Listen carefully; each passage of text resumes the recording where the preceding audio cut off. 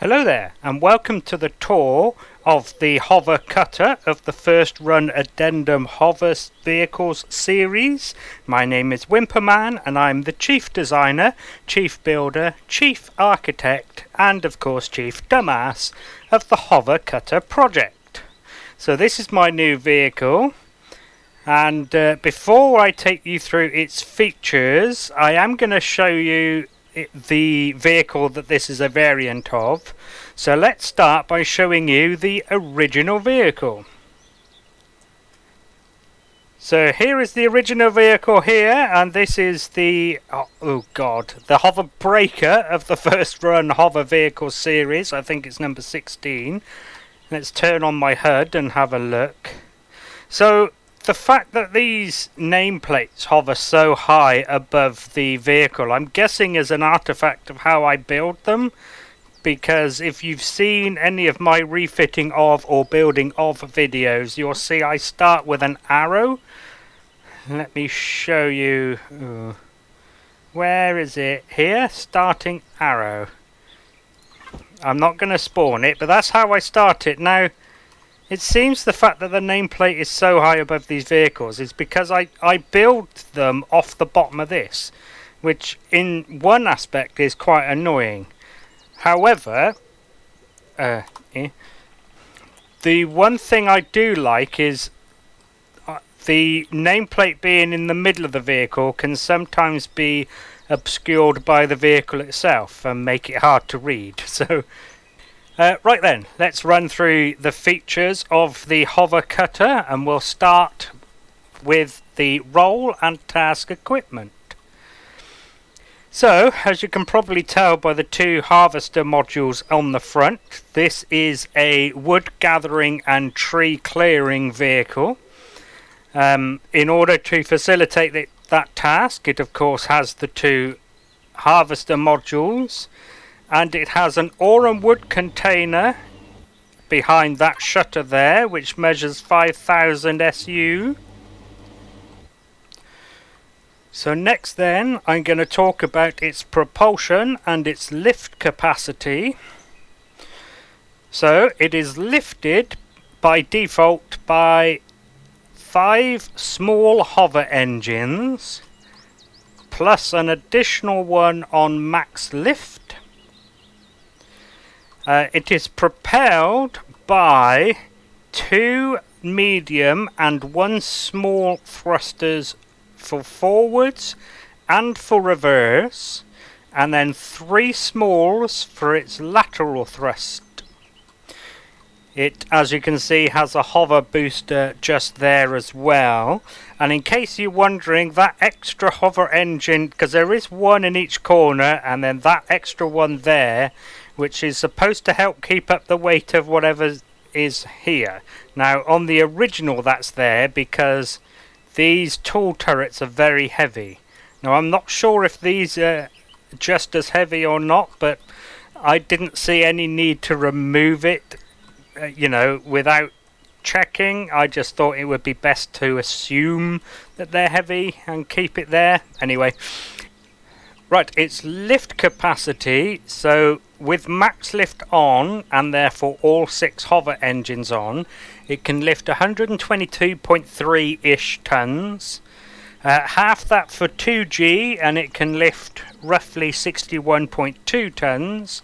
Half that again for 4G, and it can lift about 30.6 tons. Now the vehicle itself weighs 11.2. Now, as I've said in other tours, I'm not sure whether it's enough just to divide its lift capacity by 4, and then that's all you need to do. It will lift the vehicle, which is 11.2 tons, because it can lift to 30.6 in 4G, or do you also have to quadruple that? I don't know. Right, next then, let's talk about its power, fuel and air. Right, so its power is provided by Oh, I forgot to mention the RCSs. Oh, no, we'll come back to that, although you've just seen them. So its power is provided by a large generator, and that is fed by 4 fuel tanks. Whoops, that was a bit... I mean, I'm not holding any go faster buttons. That's just as we move. These blocks are only small. So there's one on either side of the generator. There's also one... it would have been behind the tool turret, but that's not there anymore. But there's one there, and then there's one in the back of the cab, which is accessible for refueling if you want to do it manually. Air is 2 O2 tanks behind that one fuel tank there. So this area is a little bit risky, but you know. And it has a ventilator in the back of the cab, which of course is therefore airtight. And it also comes with an O2 station. Next then, we'll talk about its weapons, defences and construction. So, it does come armed with a Gatling turret. And that Gatling turret is set to these targets. By default, it's what I consider to be my general purpose setup. It has no shield, so it has no defences beyond its general purpose turret. Its construction is all steel, well, mostly steel. I think there are some carbon composites on the outside. Hang on, why? Oh, that's right, yeah. So these two are carbon composites because they don't protect anything. So behind them is just more carbon composite. Or more steel, actually, sorry. But then behind these, I believe, is the... or some of the container extensions. But, yeah, most of the decorative blocks are carbon composite, like these. But most of the bodywork is thin steel, or variants of them. I mean, there are some exceptions. Like, for example, these ones here. Now, these are thin ones, because they're actually... Can I get the right height to go in? Yeah, they're actually variants of the wall shapes there, rather than full blocks.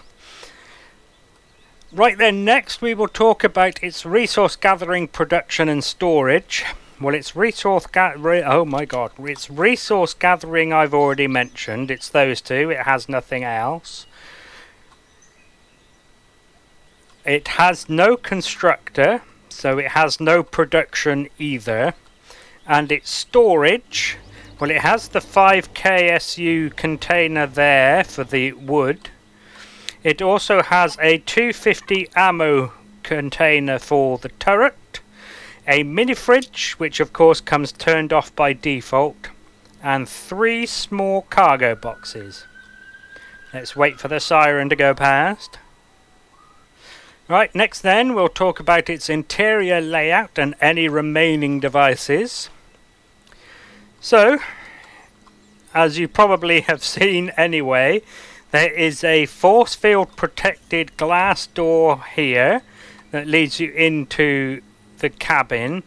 Now, the door is on the... the door is on the inside. Okay, I thought it was on the outside, but whatever. Now, I'm pretty sure you can still stand up in here. Shall we test it? Let's get on that God mode. There we go. So,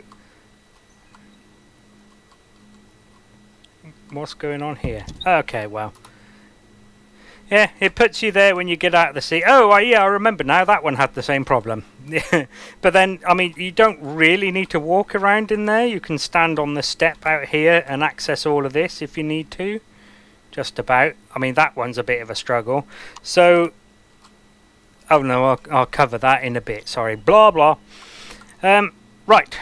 So, yeah, you've got a nice glass cab here for looking out of when you're sat in the seat. Of course, there is the hollow displays for showing you what the keybinds are for the various toggleables, which I will cover further in a bit. But But beyond that, there isn't really much of an interior, as you can see. So its other devices, let's think. So some of this will be covered in a bit in the shortcuts and signals anyway. But of course it has a detector, which on this vehicle is at the back. I haven't put the turret away. Hi. I could have done that when I come to the shortcuts and signals. Oh well. Dumbass. Yeah, when I say at the beginning of these that I am a dumbass, I'm not joking. So there's the wireless for connecting to its cargo boxes when you're not in it. It has, as you can see, 4 docking pads to hold it to the surface of anything you're moving it around in. Yeah, I think that's it. Yes, I believe it is. Right, so the shortcuts and signals is next then. And since I've opened this window quite a few times, you've already seen them, but I'll run through them properly now. So the propulsion etc. turns on all of the thrusters and the 5 main default, as I call them, hover engines. The next one, max lift. Oh, yeah, here we go. I should have mentioned it again for Pete's sake. Right, so the propulsion etc. will also turn on that RCS. And then the max lift will turn on that RCS and that back hover engine to help keep the weight up off the ground. Next then we have the headlight and tail lights. So the tail lights are here and the headlight is that one there. The work lights is next, and that'll be that one and those 2. So that one obviously points forward, and then the 2 diagonal ones are actually diagonals. They don't also point forward. The last one of the device group toggles is the ventilator. Oh, I forgot to prove during the power, fuel and air that this is actually airtight. There you go, you can see the little blue shapes. So if you are within, that's the wrong button, if you are within a breathable atmosphere and you want to turn the ventilator off, normally you would just have to do that. And while that saves you oxygen, it doesn't save any power because the ventilator is still powered. So if we keep an eye on the power left here and turn off the ventilator, now it doesn't go up by a lot, but it is something. It is a saving at least. Right then, the custom signals shortcuts here then. The power save will turn off the holo displays for the HUD, and it'll turn off the Wi-Fi. If I remember right, that's everything, because there isn't much on here that would need to be turned off in the power save. Hazard beacons. So we got some flashy orange lights on the top. Now on the other vehicles that is automatic with any drills and such. Unfortunately I can't do it automatically because these harvest modules are not turn offable. So they're constantly powered, and then you just press your left mouse button. I assume everybody will have it as left mouse button, and they turn on then, so they're always getting power. So if you want to RP with the hazard beacons, the signal is there. The turret you saw me use already, and the last one is a little exterior light that just lights up the step here for when you need to access the ore and wood container controller when it's dark. Right, lastly then is the CPU and upgrades. So this is a tier 1 CPU, and it comes in at 4,833 allocated units of computer processing. Now the vehicle it was based on, or the vehicle it is a variant of, was actually a tier 2. And there's the extender there. This is one of the things I started to talk about and then decided not to. So it was there, and I replaced it with a small cargo box. Upgrade wise, there is no designated upgrade path for this vehicle. There isn't any slots that I've left in the build for you to replace with things. That doesn't mean it's not personalizable, but yeah, there's nowhere. I mean, unless you take that box back out, you could put a tier 2 CPU extender in again, but then there isn't really much space to be putting on more equipment to justify the T2 CPU extender. Right, let's give it a quick test drive so you can see how it performs.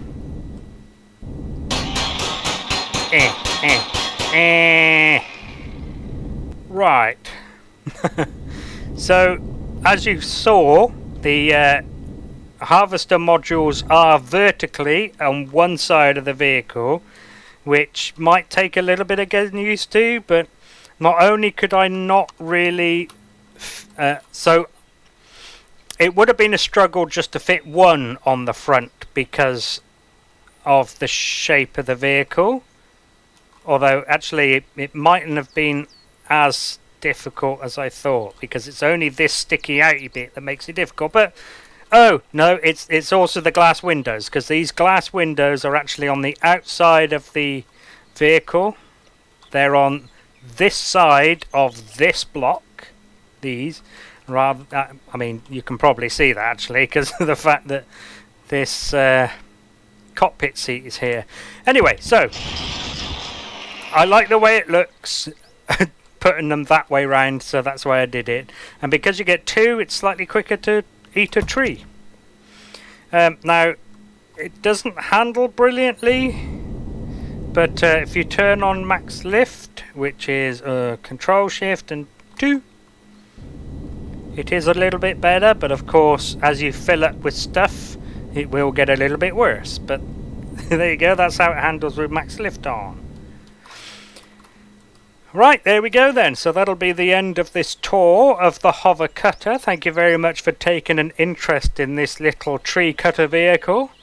So hopefully you get some use out of it, and hopefully I'll see you in another video for a different build. So thank you again, and goodbye.